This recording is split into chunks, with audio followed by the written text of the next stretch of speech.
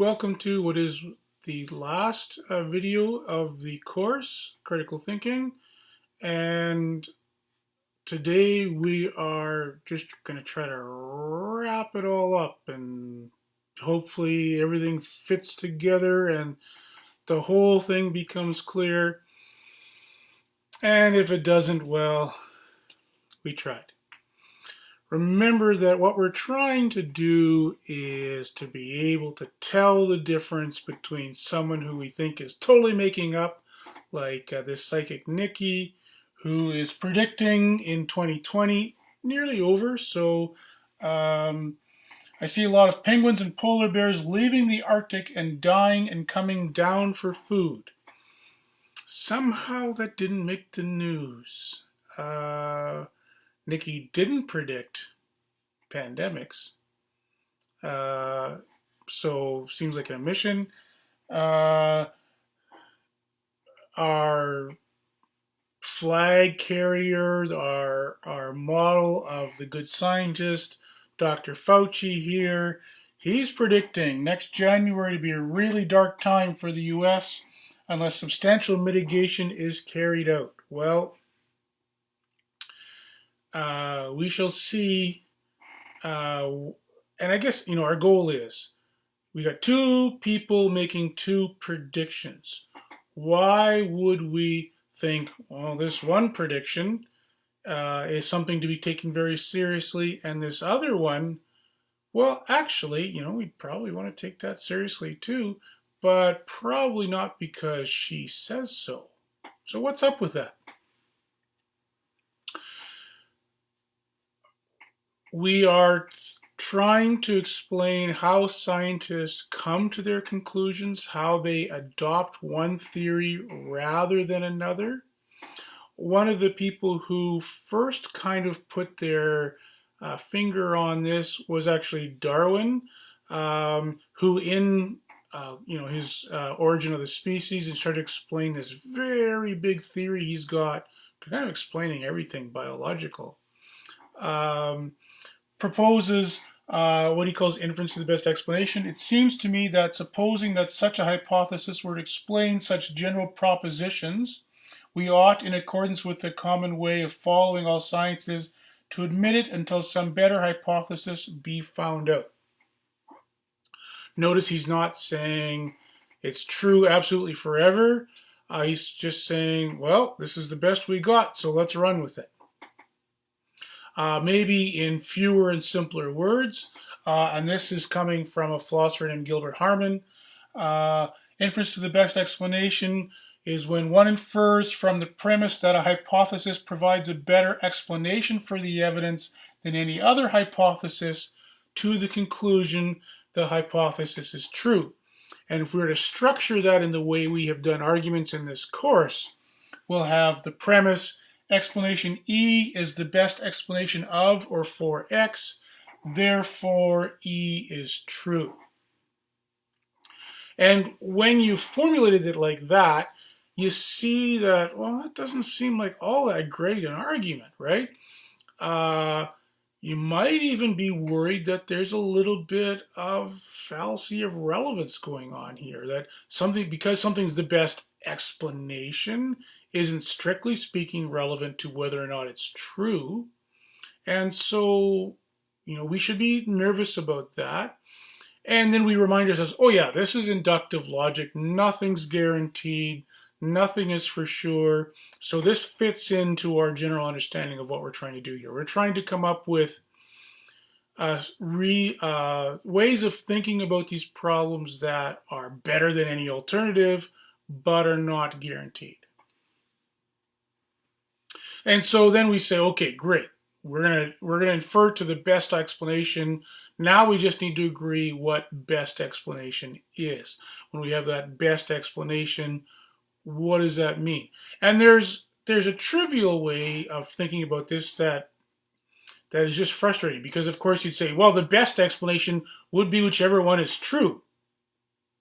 And in a way that's obviously correct, right? If you did have sort of inside knowledge on what's true, that would be the best explanation. But given that we don't have any inside, there isn't a big book hidden away somewhere we can look all this stuff in. We don't know what we're trying to find out through science. That's the point of it. And so to say it's best if it's true really is just circular reasoning. It's just as unhelpful as anything else that's begging the question, right? Because if it's true, then it's the best explanation, and therefore, if it's the best explanation, therefore it's true. It doesn't work for anyone. And so we would need to define best in some other way than besides defining it in terms of truth. So we'll have these criteria for theories. And we've got internal consistency being kind of an underrated criteria here. Your textbook doesn't spend a lot of time on this, but what we mean here is this is free of internal contradictions. One part of an explanation work against another part, or it doesn't contradict any evidence. So if your theory predicts that when you look through your telescope, you'll see a planet exactly there, and it's not there, that is a failure of consistency. And, when you don't have that consistency, then you can decide, am I going to revise my theory, add further ad hoc hypotheses, or am I going to reject it outright? We know that any theory can be saved with enough tinkering. And so once we get the internal consistencies worked out, then our criteria of adequacy, and this is where your textbook spends most of its effort describing these things. And this is all starting on page 374 if you're keeping track at home. And this closely follows the work of Thomas Kuhn, who's a philosopher of science, most of his writing in the 1970s. And so we've got these criteria here: testability, simplicity, fruitfulness, scope, and conservativism. And we'll say something about each of these in turn. Remember, internal consistency, lack of contradiction. And we define contradiction a couple different ways within the course, right? So we thought about contradiction in syllogistic logic being that diagonal across the square of opposition. So if a claim is, universal and positive, then the contradiction would be a negative and particular. And so we define that as any two statements that cannot both be true and cannot both be false at the same time. So if you had two statements that were locked into each other such that they couldn't both be true and couldn't be both at the same time, in your theory is not internally consistent.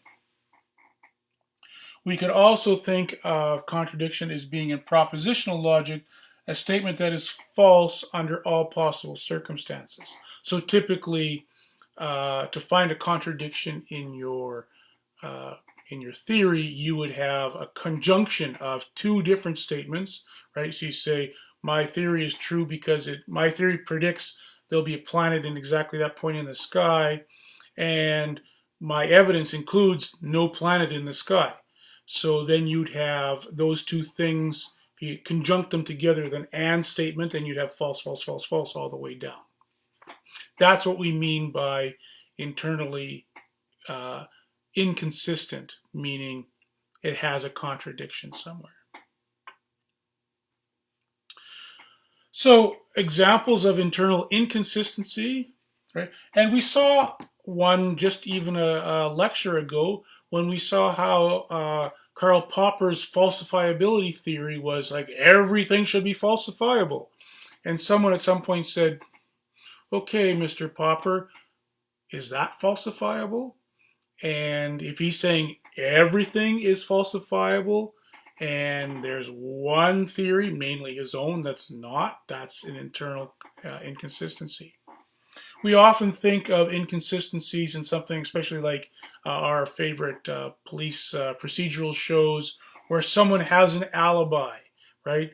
So you're predicting, if your theory is they're guilty because they were, in the attic with the murder weapon at the time the deed was done, and there's evidence that they were across the other side of the town in a different place at the same time, those are inconsistent because someone can't be in two different places at the same time. Those can't both be true.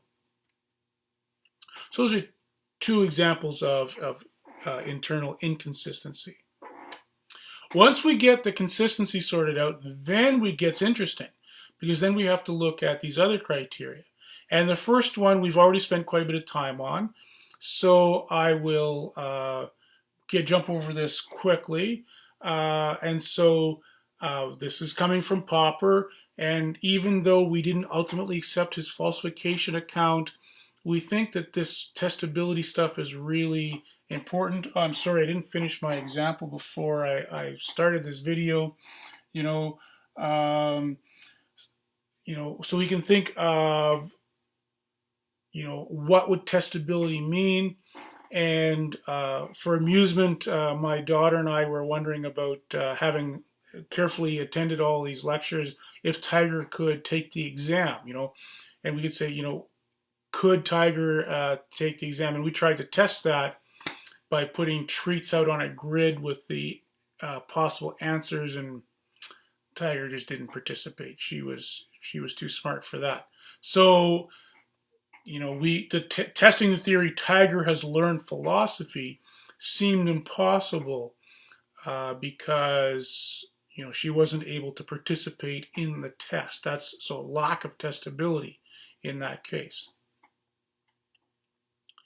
And when we think about confirmation, you should always think, whenever I ask anything about confirmation, whether you ever hear a theory is confirmed, let this slide jump into your mind, where you know that something in the positive case is fallacious reasoning, and in the negative case is the interesting valid one. Right? So then when we think about a theory being confirmed, and I want to sort of, don't want to confuse things too much, but so the textbook we're currently working with doesn't even include repeated confirmation as a criteria, which seems maybe a little bit harsh. Mr. Copey makes the claim that if predictions based upon a hypothesis are true, this tends to show, notice how weaselly that is, tends to show, not very strong, tends to show that the hypothesis is true. And so, and I've called these weasel words, these words like likely, tends, probably, suggest, indicates, all the sorts of words that very careful scientists are likely to use, but then end up sounding like they're being evasive and weaselly, right? So, if your theory is confirmed by a repeated experimentation, you've done a test and you get confirmed. You get the test, and at some point you start to think, yeah, we're really onto something. McDonald and Vaughan don't even mention that as a criteria, but I think it should be considered relevant here, that if you have a theory that's repeatedly confirmed, that might be something. And I think possibly the reason McDonald and Vaughan, your textbook authors, don't spend a lot of time on confirmation is because I think they've wrapped it up a little bit in this criteria called fruitfulness. Fancy word might be fecundity. A theory that generates more predictions and more observations. So a hypothesis or a theory is more probably true if it is fruitful, if it predicts and explains previously unknown things, right? So, and essentially that's what an experiment is meant to do, right? We say, well, if my theory is right, I'll get this observation. And then you test it. And so fruitfulness and confirmation are kind of wrapped up together. So when we have a theory like COVID-19 is just like the flu, how fruitful is that? Does it help us treat it in new and better ways. Quite the contrary. Once doctors stopped treating it like the flu and more as its own disease and treated the respiratory problems differently, the actual mortality rates started to go down. Treating it like the flu, not only were we wrong about mortality rates in that way, but also uh, the medical indicators and treatments, once they were uniquely identified to this disease, actually helped treatment. So that was a theory that didn't have fruitfulness. It didn't help predict better outcomes and new information. The most famous the most famous story of theory fruitfulness is probably the reason Einstein is, probably history's most famous and brilliant scientist.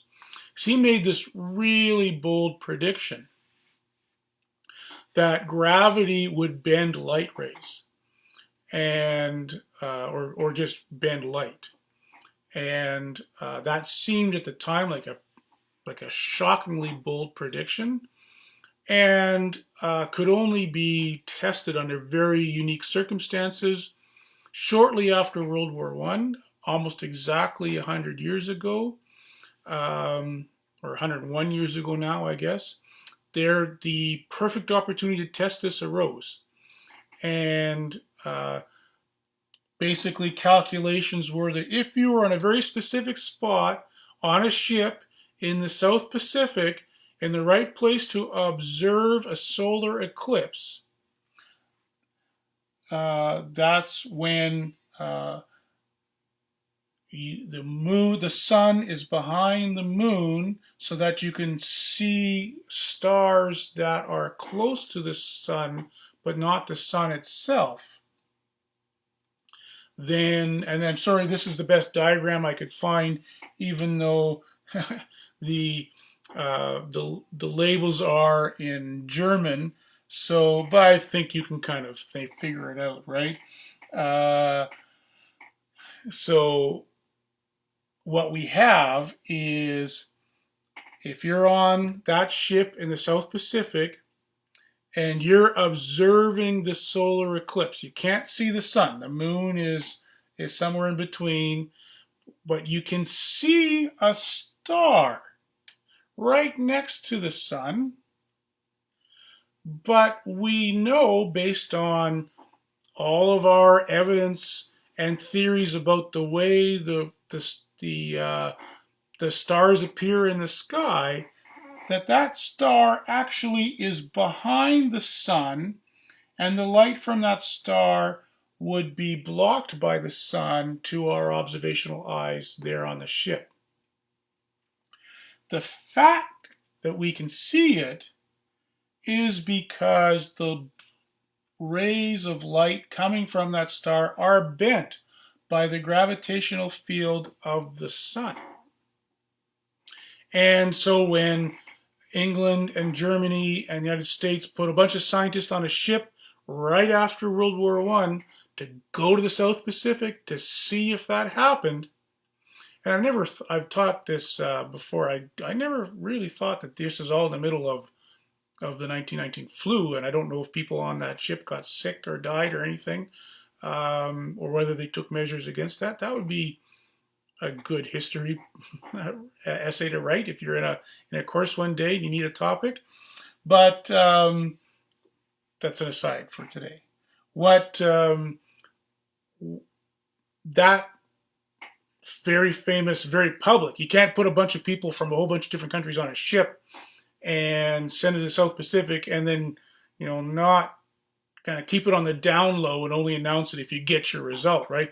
Einstein, and he wasn't personally involved, but his theory was really out there. It made this prediction, and it was either going to be very publicly correct or very publicly wrong.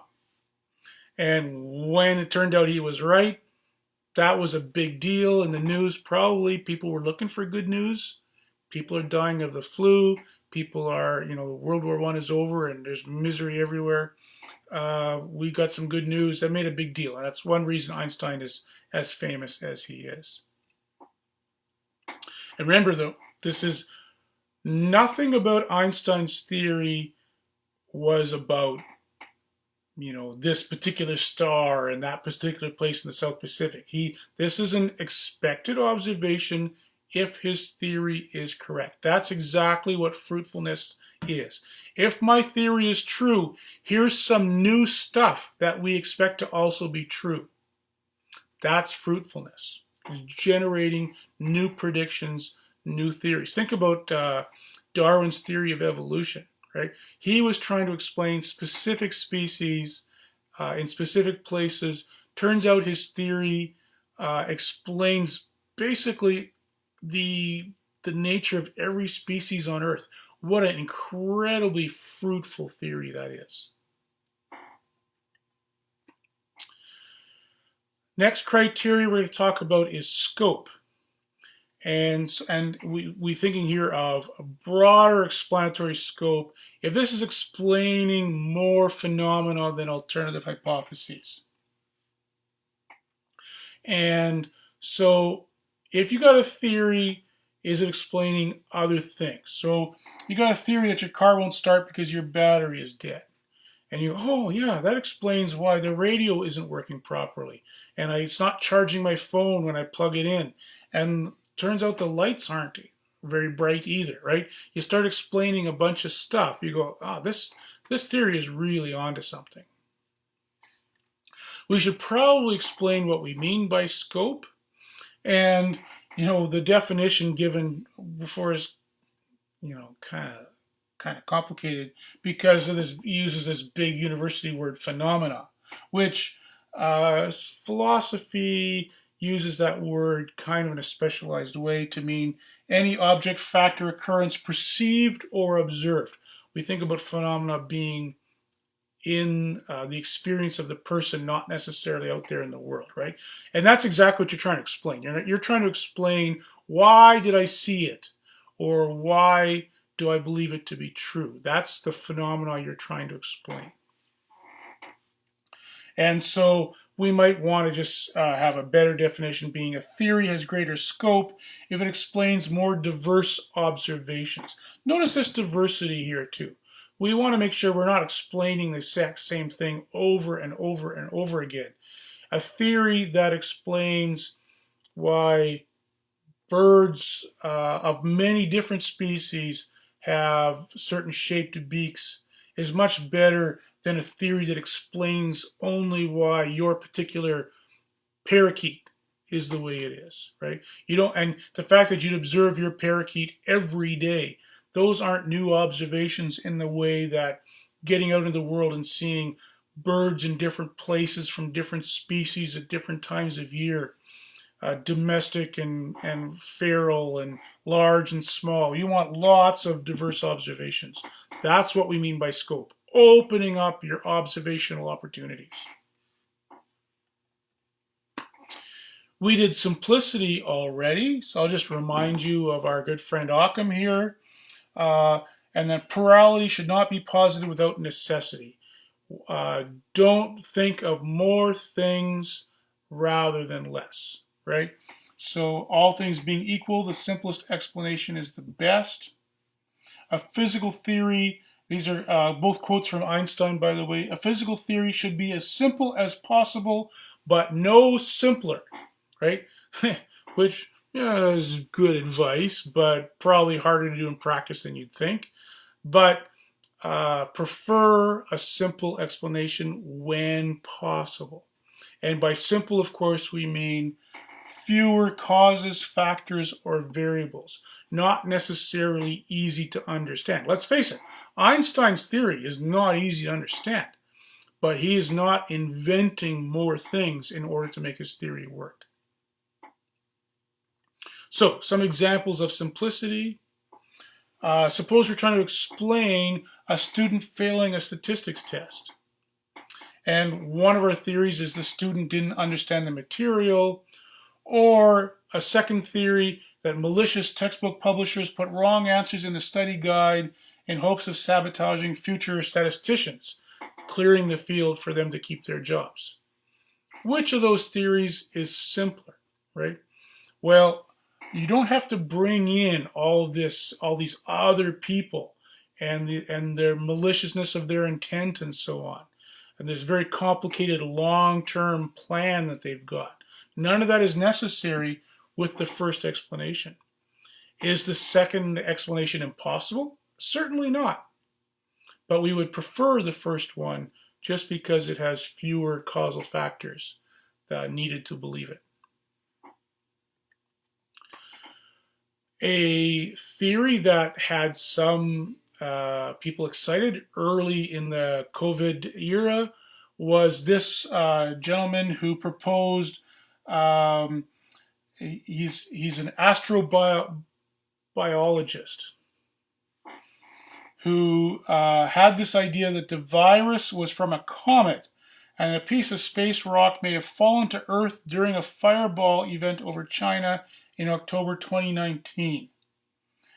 And he has the theory that this has happened in the past, that viruses come from space through comets.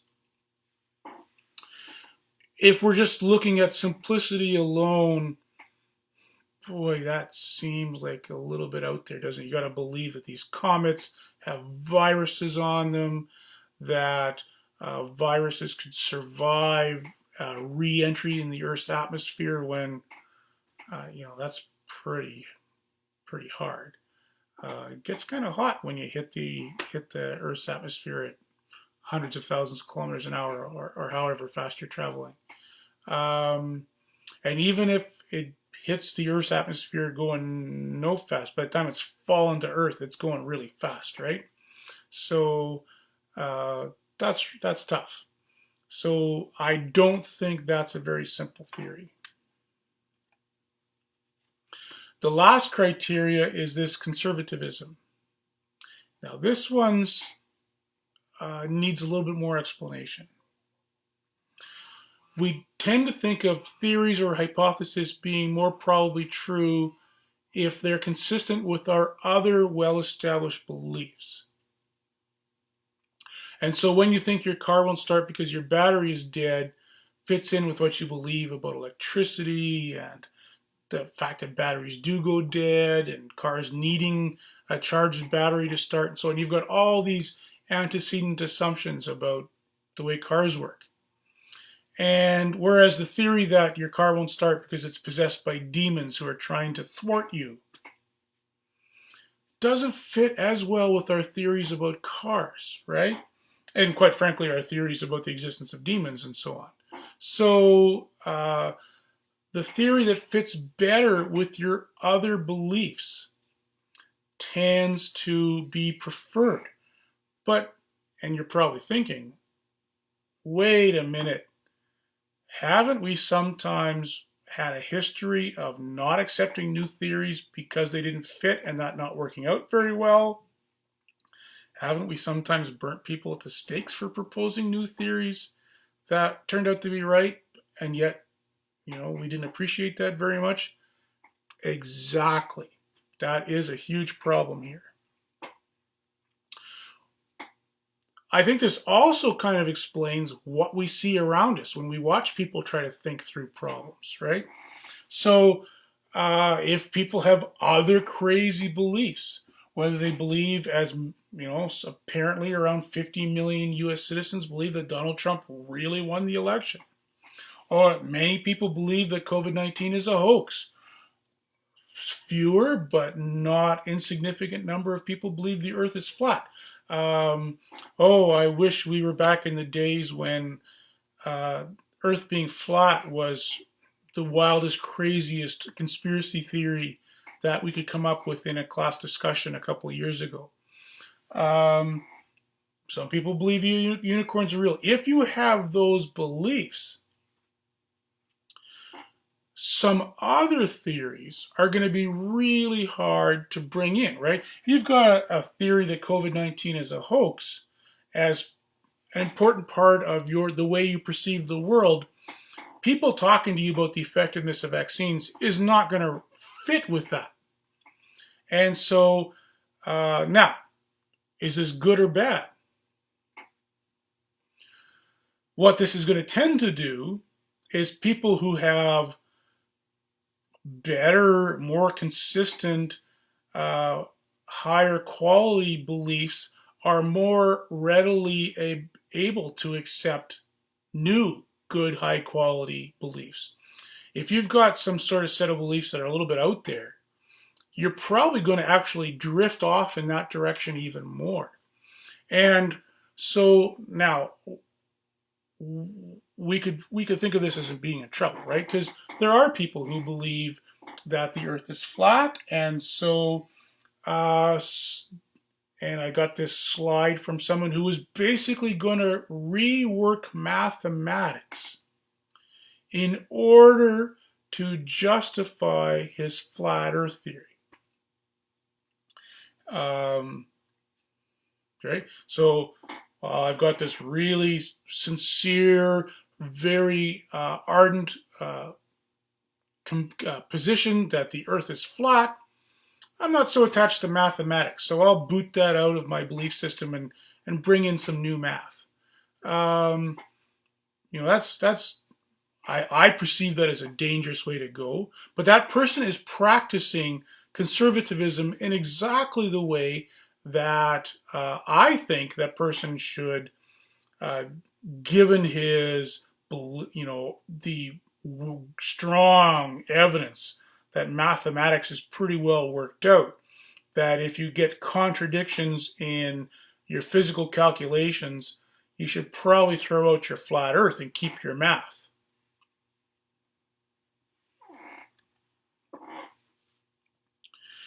So, what's the deal with this conservatism? I think this has a pretty good merit in that it does explain how we actually think. This is not a how we should think in a perfect world. This is how human science is really working here, right? We do accept new theories grudgingly. We reject existing beliefs extremely grudgingly, only when necessary, and usually only long after it was really obvious to everyone. So, generally speaking, if you're not already crazy, or don't already have kind of, let's say, outlier beliefs, you're going to not accept new theories that are also not outliers. But if you're already off in some other place, the beliefs you tend to accept will be those that match that. And so that's why, it is really difficult to, if someone has significantly different set of beliefs than yourself, just telling them they're wrong is probably not going to really work out very good.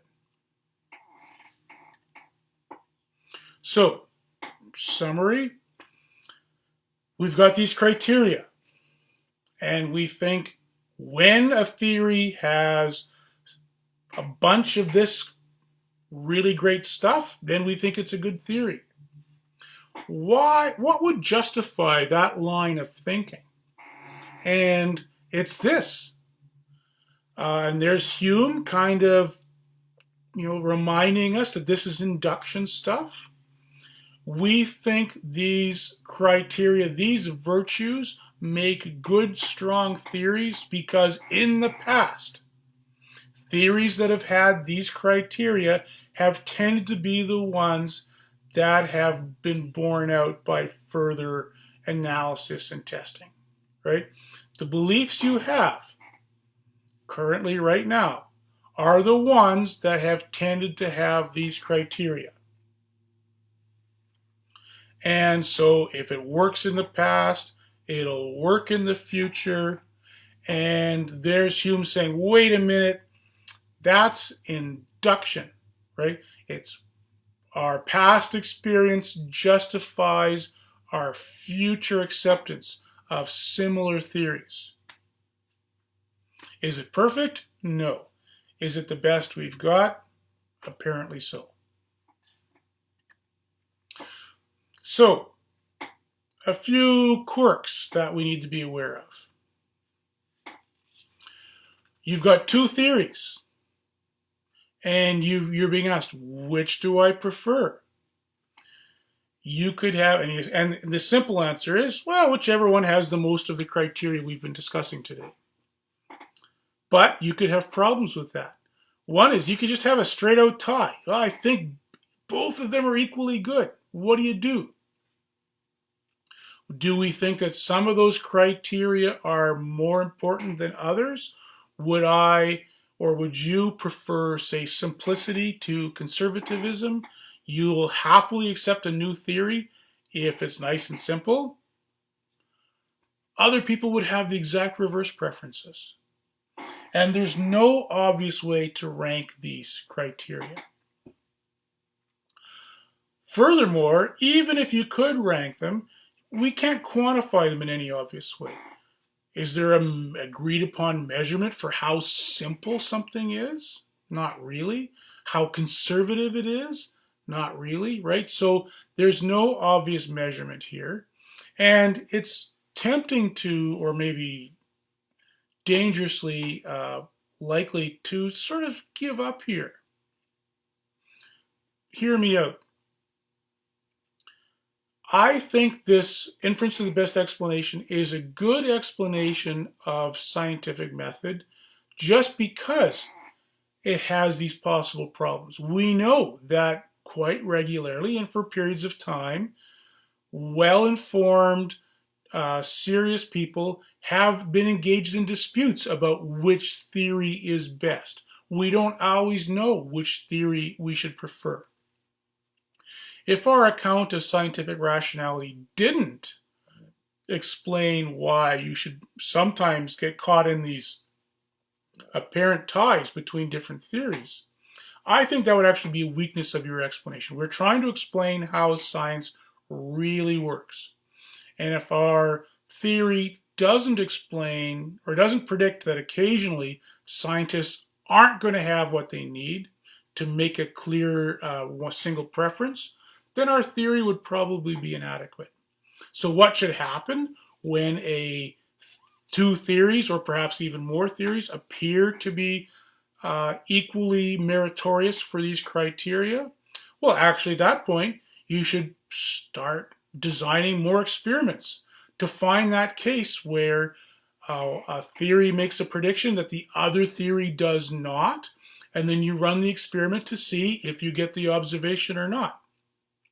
And then you get back to that sort of the one overwhelming criteria of consistency, right? Once you've got an observation that only one theory predicts, you're done, right? The other theory is either needs to go back to the drawing board and revise itself or give up. When you have inference to the best explanation, you're choosing the best theory from the theories you have.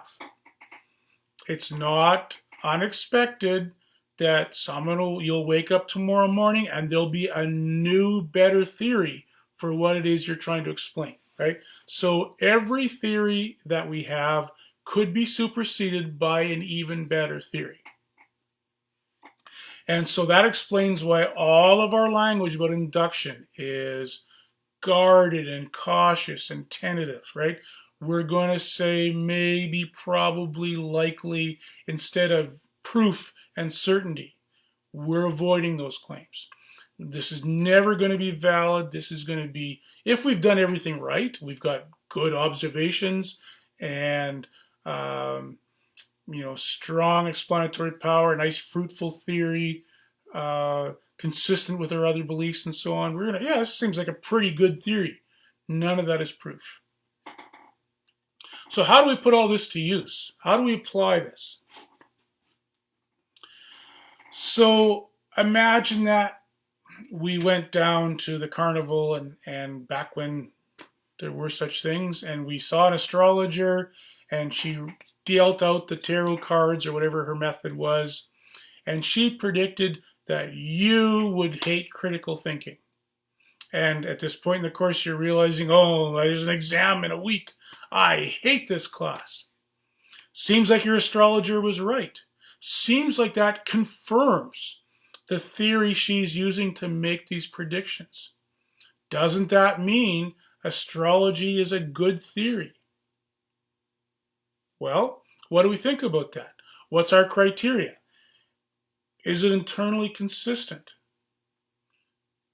it's not contradictory in any obvious way. Is it simple? Is it, well, now we're proposing there's a causal relationship between the cards or the planets or whatever else, and your life. That's new stuff that we didn't think existed before. So, not all that simple. Does this fit in well with our other theories about how the world works? Not so much, right? So, I can see why this is not the best explanation. Better explanation for your astrologer's prediction is she's taking critical thinking and she knows it's not going to be easy. And, 18 to 25-year-olds prefer to take a path of least resistance. And so she's making a shrewd guess based on easily available information we all have. That's a much better explanation of her prediction than believing that she's got magical powers the rest of us do not.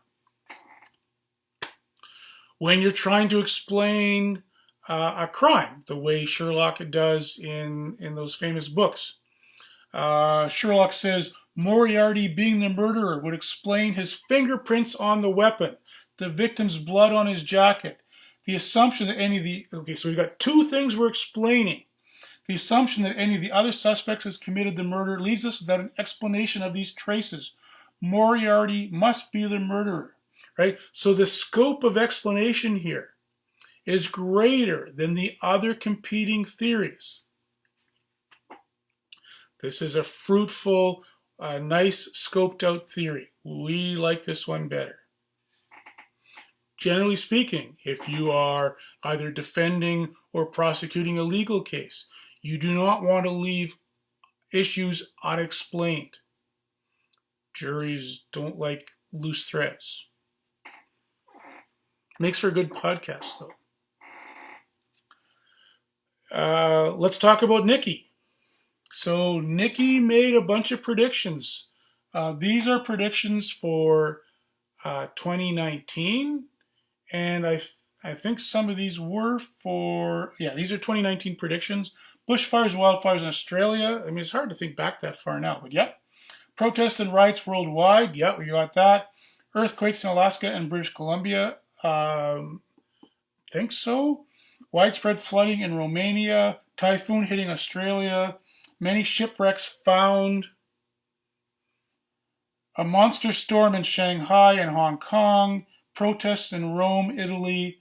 Jimmy Carter hospitalized. Now, we have two theories for how Nikki can make these predictions. One is she's tuned into the world of the stars, and not the world of Hollywood stars, although I think, there's a cool equivocation in her name. Nikki, astrologer to the stars, right? That's kind of fun, right? She claims to be an advisor to celebrities in Hollywood. That's what she means by stars. But also, astrology relies on stars. That's kind of fun. But what is she doing when she makes these correct predictions? Well, Jimmy Carter's an elderly man in his 90s. Getting into the hospital, not too much of a risk. Storms in the Sea of Japan and China, not that unusual. Shipwrecks, you bet, that's a routine matter. Typhoon hitting Australia, I probably think there's not too many years where that doesn't happen. Protests and riots worldwide, well, I mean, she predicted that in 2019. She really missed the boat if she didn't predict that in 2020. So, and we saw earlier that Nikki's making about 1,000 predictions. And some of them are going to turn out to be right. She's making shrewd guesses here. Nikki, and she, New Year's is kind of astrologers' time of year. If you're any kind of astrologer, you're going to get booked on some TV show on New Year's Day, just like every fiddle band gets a gig on St. Patrick's Day and so on, right? So a couple of her recent appearances on CBS New York on New Year's Eve of last year, where she predicted and her introduction. So this is a direct quote of her introduction. Many of her predictions from last year, worldwide protests, roller coaster stock market, extreme weather events, UFO sightings, we should heed, the implication is, we should heed Nikki's advice for 2020 because she was right last year. That's an example of confirmation. And then her introduction on breakfast television in Toronto, I think that's global television show.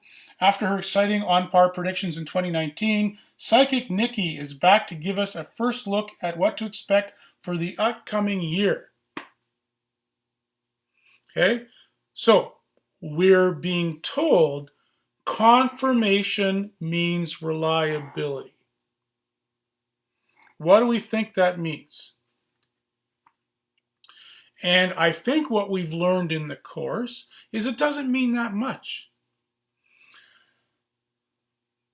Right? We think here's Nikki making more predictions for 2020, danger on Prime Minister Trudeau, and health issues. Well, good guess on that one. Wall Street panics as there are worldwide fluctuations in the stock market. Yep, that happened. Stock markets are very volatile around the world. You bet, okay? So her predictions for 2020, not all of them are wrong. What do we think about that confirmation? Well, first of all, just on sort of inductive fallacies, there's a huge bias here. We are noticing only the confirmation cases, not the disconfirmation cases, right? We could learn about this as the Texas sharpshooter fallacy. We're picking out of the 1,000 predictions the few that she gets right. When she shanks one, when she misses a pandemic that affects the whole world, we ignore that. But when she predicts that Justin Trudeau might have a health issue, we think that's a big thing. So we're worried about that. We're also worried about the conservatism of this. We need to believe, to take Nikki seriously, that somehow she's getting information by some other weird world that the rest of us can't. And that's probably, whether that be, doesn't fit with her other theories. She's predicting causal mechanisms the rest of us don't accept, so there's a lack of simplicity there. This theory of astrology or psychic power does not fit well with the criteria of adequacy we're working with. And so that's why we would not prefer Nikki to Fauci. Early in the pandemic, this cool looking picture was circulated with this theory that coronavirus, before it reaches the lungs, remains in the throat for 4 days. And this time, if the person drinks water a lot and gargling with warm water and salt or vinegar eliminates the virus. What do we think about that theory? Well, it's testable. You could set up an experiment to have half of a number of people gargle with salt and vinegar and half not, and see if you would get a difference in people contracting COVID cases. So it is testable. Is it fruitful? Does it predict new observations? Not particularly. Does it have good scope? Does it include diverse observations? Well, it could if it worked around the world.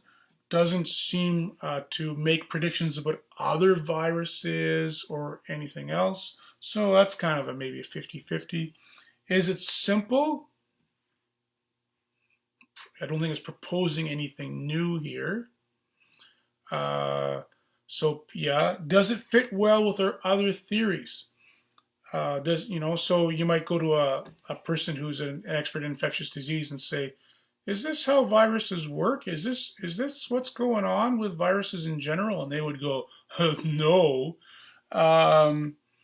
So we would probably rule this one out on, either by doing a test or by realizing this just doesn't fit with our theories about disease. Now, the problem, of course, is not too many people know that necessarily how viruses work. And it's got this really cool scientific looking photo that makes it seem like it's speaking from an area of expertise. But of course, if this were the case, we would have put an end to this whole COVID thing, months ago, right? So I assume a few people tried this. It was a viral sensation in itself on the internet in I believe, early April of 2020. So, you should prefer theories, first of all, that are internally consistent. And then that are testable, are nice and simple, ontologically or thing-wise, right? And causes, factors, variables, not simple as in easily understood. Fruitfulness, making new predictions, and in a way, some of these are interrelated, right? A theory needs to be fruitful, needs to make at least one prediction in order to be testable, right? Theory needs good scope. It needs to fit with our other best theories. And if that's what you have, then that's your best theory. And that's what you should accept. And that's where we end. Just a couple housekeeping matters. Please update your SRI, which is the student response, the course evaluation process in these times on Learn. And while you're doing that, you can think about the implicit bias. Remember, I've talked lots of times about how you can get bias completely innocently and unintentionally. Here's a great case of that. At the end of term, there you are filling out your course evaluation, and by trying to encourage you to do it, I'm trying to get as diverse a sample as possible. I don't just email the A+ students and ask them to complete it. Or in the old days, a pretty good useful trick was to try to figure out what day of the week or maybe time of year the fewest and only most motivated students would show up to class and do your course evaluation then. I'm telling every person watching this video, please fill out your course evaluation. Who's not seeing this video? The people who dropped out of the class weeks ago. If I was doing something horribly wrong, all the people who figured that out have bailed out. So I'll never know about it. So even when you try to have good statistics, you can still screw it up. So please, feel free to speak on behalf of, if you had a friend who dropped the course and you know why, let me know. I encourage you to prepare study notes for the exam. It's open book, anything goes. I'm not even going to say honor system because I'm not expecting you to comply with anything. At the same time, I'll be designing an exam that's going to attempt to measure your skill in the concepts and tools we've learned in the course. So go ahead and look it up, but you'll still have to do it. And that's my thinking about the design of the exam. Make sure you note your exam time on Learn or on the Registrar's Office website. On behalf of myself and Tiger the cat, who is laying in a sunbeam just off camera here, I thank you for your attention. I hope Tiger wasn't too much of a distraction and maybe even the best part of the whole course. I've heard from many of you. I accept that as a necessary consequence of how we're doing things. I wish you all well. Had we had a quiz or an exam in person, I would have shaken the hand of each one of you and wished you well. I'll have to do that in this very impersonal way. I hope we meet one day. I have no idea what you look like, so I leave it to you if you choose when you see me in some future capacity to say hello, and I would very much enjoy meeting you then. Please be well. Take care.